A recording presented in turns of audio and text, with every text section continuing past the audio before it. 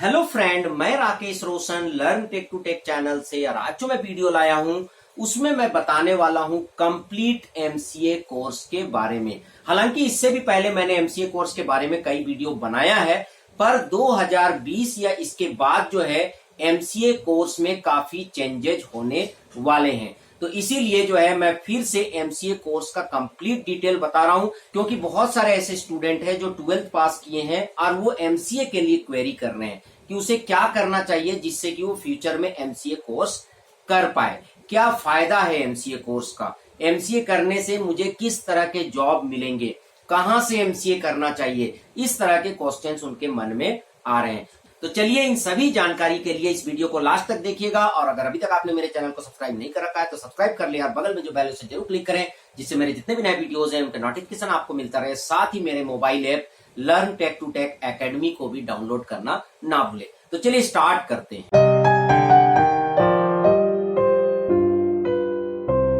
तो दोस्तों सबसे पहले बात करते हैं कि एमसीए का जो कोर्स है वो कितने साल का है। तो मैं आपको बता दूं कि अब जो है एमसीए का कोर्स 2 साल का हो चुका है। अब जो पहले कंसेप्ट था लेटरल एंट्री और 3 ईयर वाला, वो सारे कंसेप्ट खत्म हो चुके हैं। अब जो कंसेप्ट है वो केवल 2 साल का है, मतलब 2 ईयर एमसीए का है। कई जगह ये इंप्लीमेंट हो चुका है और कई जगह बहुत जल्द ही ये इंप्लीमेंट हो जाएगा। तो इसका मतलब अब जो है एमसीए आपके लिए 2 साल का होगा। अब बात यह है कि एमसीए कौन कौन कर सकता है।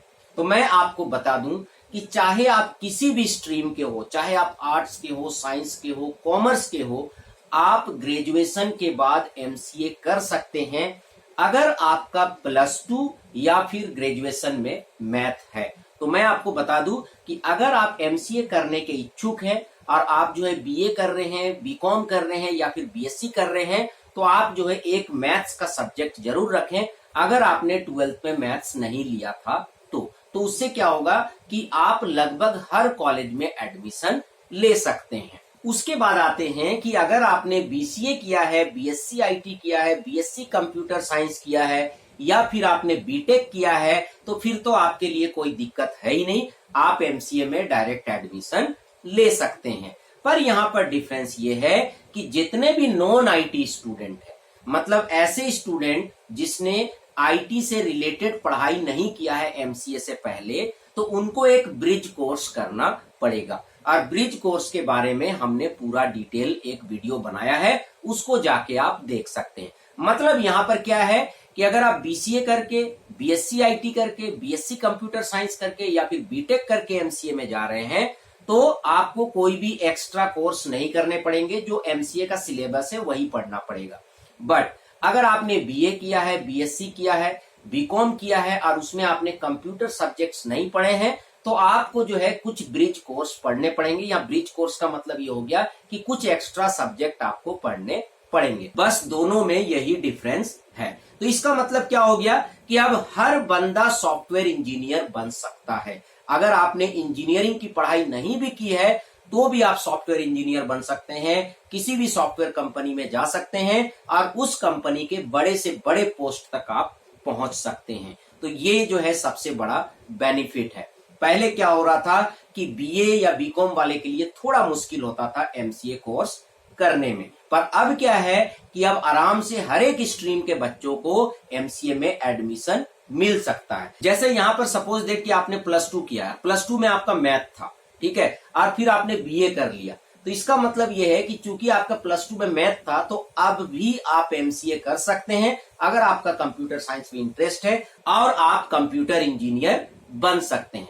इसका मतलब यह है कि अब किसी का भी सपना अगर कंप्यूटर इंजीनियर या सॉफ्टवेयर इंजीनियर बनने का है तो वो बिल्कुल बन सकता है बिना कंप्यूटर इंजीनियरिंग का कोर्स किए, बीसीए और एमसीए करके। और मैं आपको बता दूं कि कई जगह ऐसे हैं जहां पर एमसीए और बीटेक का कोर्स को इक्विवेलेंट भी समझा जाता है। इसका मतलब अगर आप अच्छे तरीके से एमसीए कर लेते हैं तो इसका बेनिफिट आपको बहुत होने वाला है फ्यूचर में। अब बात आती है कि हमें एमसीए कहां से करना चाहिए।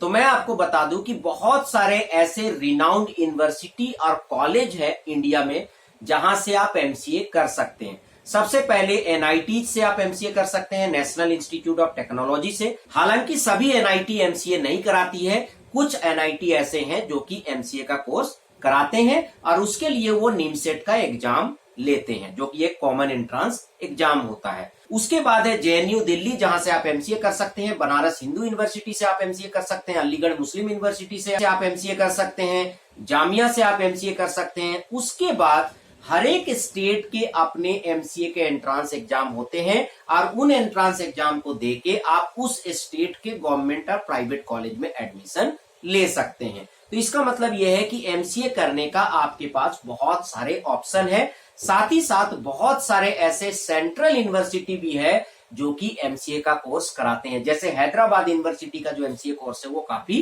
पॉपुलर है। तो इस तरह के यूनिवर्सिटी भी जो है एमसीए का कोर्स कराते हैं। तो एमसीए करने के लिए आपके पास बहुत सारे ऑप्शन है, ठीक है, और बहुत सारे अच्छे अच्छे प्राइवेट और गवर्नमेंट कॉलेज दोनों है जहां से आप एमसीए कर सकते हैं।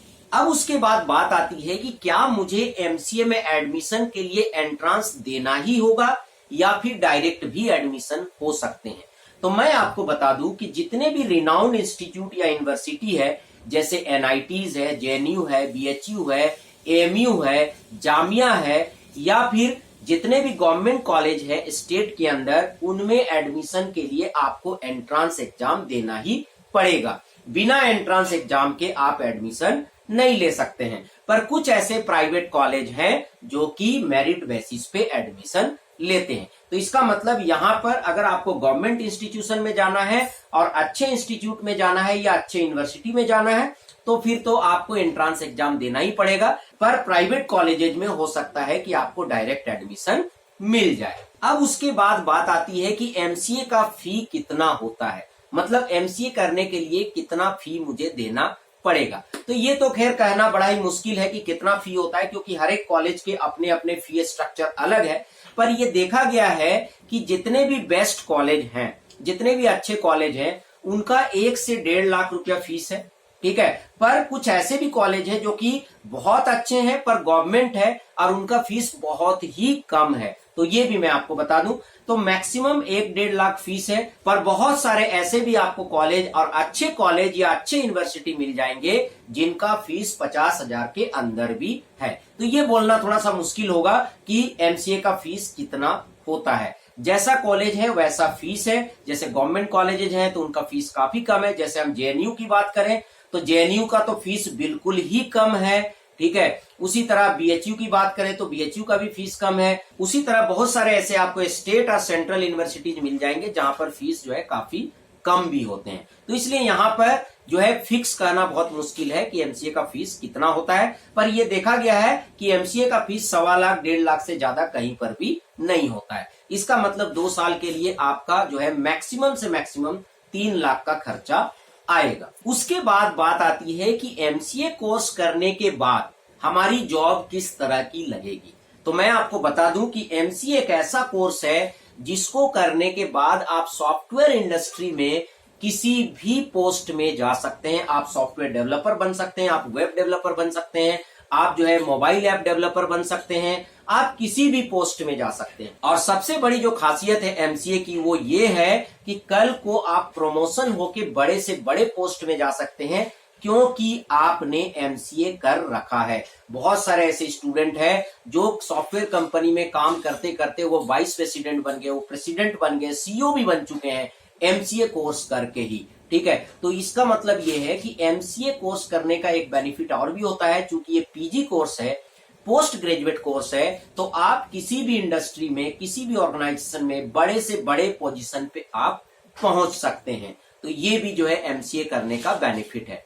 बाकी देखिए आपके स्किल के ऊपर है, क्योंकि अगर आप एमसीए कर रहे हैं तो आपका स्किल स्ट्रांग होना चाहिए। आपका जो सॉफ्टवेयर स्किल है, आपका जो प्रोग्रामिंग स्किल है, आपका जो टेक्निकल स्किल है वो जबरदस्त होना चाहिए आपका। तो जितना अच्छा आपका जो है प्रोग्रामिंग और टेक्निकल स्किल होगा उतनी अच्छी जॉब आपको मिलेगी। तो इस तरह से मैंने आपको एमसीए का पूरा कंप्लीट इंफॉर्मेशन दिया। आई होप कि अब आपको क्लियर हो गया होगा कि एमसीए कोर्स क्या है और उसको करने का क्या बेनिफिट है। तो मैं बिल्कुल रेफर करता हूं कि अगर आपने बीटेक नहीं कर रखा है या आप इंजीनियरिंग में नहीं जा पाए किसी कारण से, तो बिल्कुल आपको एमसीए कोर्स करना चाहिए अगर आप प्रोग्रामिंग और आईटी में इंटरेस्ट रखते हैं।